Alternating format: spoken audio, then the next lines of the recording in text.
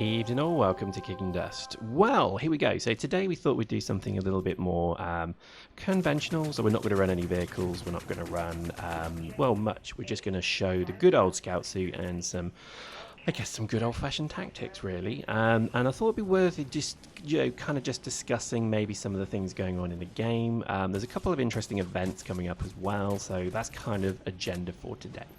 So let's start with obviously the basic one. I mean, a lot of the game at the moment is kind of in flux because obviously 1.8 patch is soon to be coming. We don't actually know what's in it.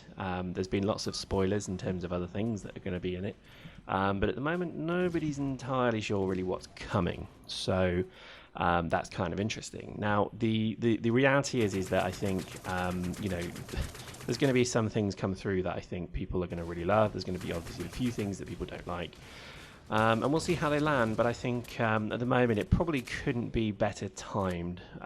Let's face it, 1.7 brought about an interesting situation, if you like, because the tanking that came about, or rather the tank spam that came about, was fun. It was certainly fun, but I would also say it was kind of game breaking as well, because you have all of a sudden, I mean, literally, you probably could have 12 tanks on either side shooting each other, which is incredibly good fun. It's interesting, etc. But if you're an infantry only person, it's demoralizing as hell. And I think also just having to deal with that many tanks is also a bit of a problem. Now, I would say that from the day it was released, 1.7, to today, it's less of an issue because militia tanks die so easily.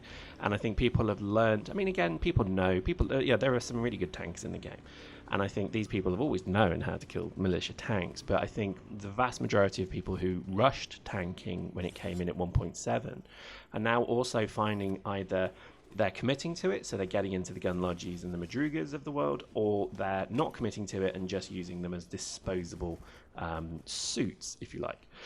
And I think I quite like that mix because it means that you kind of have the serious tankers are able to deal with the non-serious tankers now, which is something that is definitely needed. So I'm not in no way a good tanker at all, but I've learned the fits. I've seen other people. I've seen some really good tankers who I've just seen what their fits generally should be, and I've kind of copied them, and I'm doing quite well now. And I think there is, to the point where I think I have a few fits that I would fear nothing in them. So, I have a particular Gunlodge which one-on-one I think would win 99% of the fights because it's probably the most annoying, stupid fit you can do, but it just is good. And in a 1v1 situation, I haven't lost yet. There's lots of bugs with it though, which is slightly annoying. I'm having a few challenges with bugs. For example, the railgun is not registering the shot, and I wondered if this was a lag thing because obviously when I'm playing Dust, usually I'm uploading something at the same time, so that kind of maybe is the issue. But I've noticed lately there's a lot of delay in certain situations that cause maybe certain things to happen, and I think the railgun one's an interesting one because everything else seems to be working. The tank on the tanked setup on the tank is working fine. I'm tanking damage perfectly okay, but when I fire, the counter doesn't go down, so it goes 9, then 9, then 9, then 9, and then in some sort of weird kind of cry out ways, it just goes no ammo going down, the shot going out, but nothing then registering. So I've got some footage of it. I'll probably post it just for CCP to have a look at if they're not aware of it already, because this is a bit of annoying. That I'm sure they are. I'm sure loads of people have had this bug.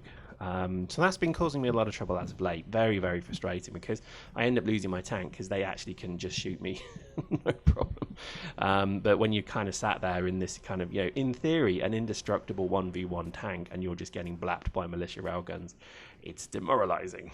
Anyway, it's part of the game.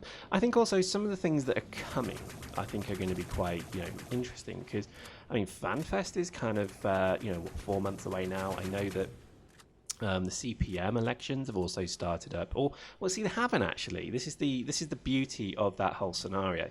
Is I think a forum or a blog post made allusion to the fact, or kind of just mentioned almost that they would like to have the new CPM in before the 1st of May. So people have taken that as read that it's time to start your nominations.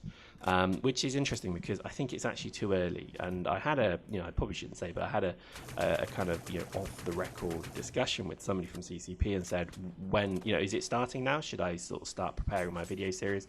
And we were told, just hang 10, wait until the official statement comes out. So I would urge others to do that as well. I think if you're already kind of out there touting yourself for the CPM, you may have jumped the gun slightly because people who are probably wanting to make the most impact haven't mentioned any nomination yet at all.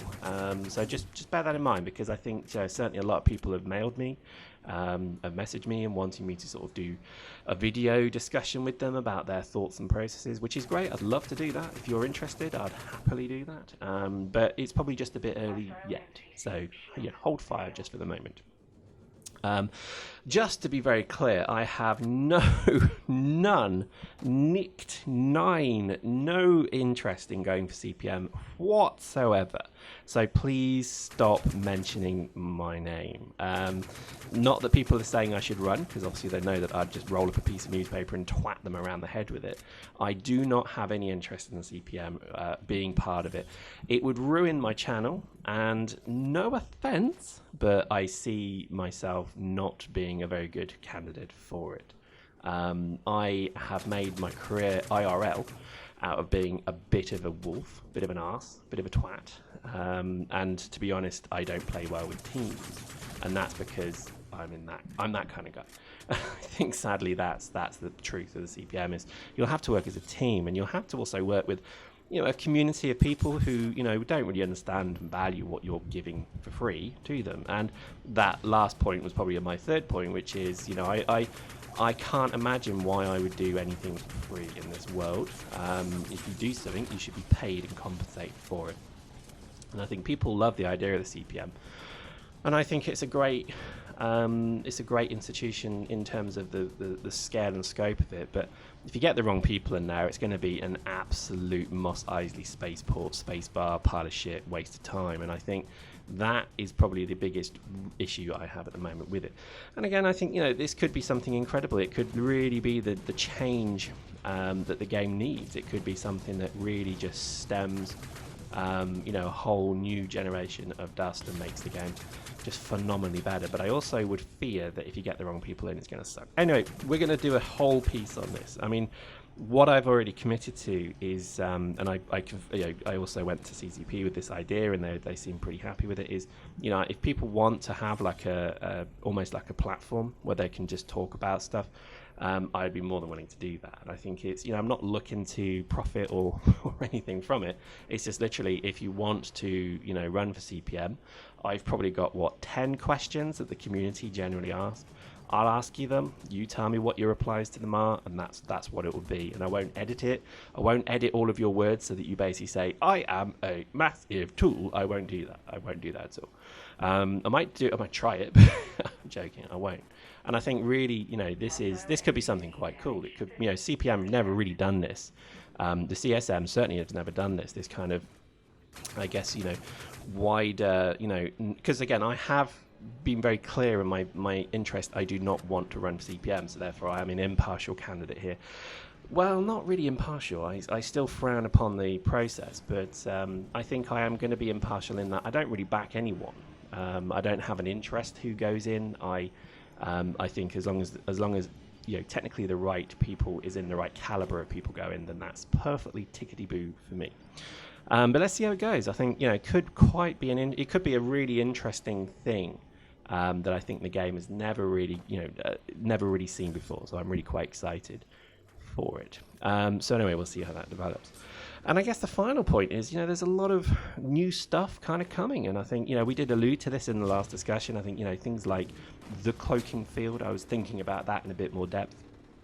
And that could be a massive game changer because, there's quite a lot of people who do run scout fits currently, and they're running things like Nova Knives et al.